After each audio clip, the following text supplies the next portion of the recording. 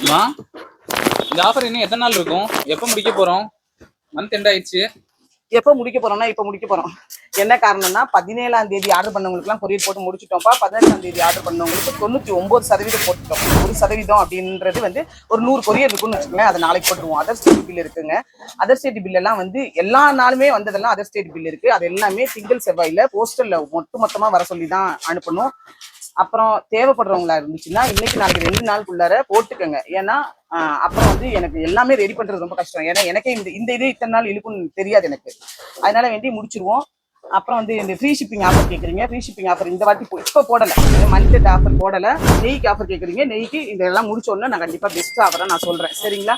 அப்புறம் ஏன் நான் முடிக்க போகிறோம் அப்படின்னா, தேவையான புடவை எல்லாத்துக்குமே ரெடி பண்ணி வச்சுட்டோம். ஏன்னா என்னன்னு நினைச்சோன்னே இனிமேல் என்னால் இதெல்லாம் இது ரெடி பண்ணுறது ரொம்ப கஷ்டம். பொருள் வேணா ரெடி பண்ணலாம், புடவை எல்லாம் இதுக்கு ரெடி பண்ண முடியாது, சரிங்களா?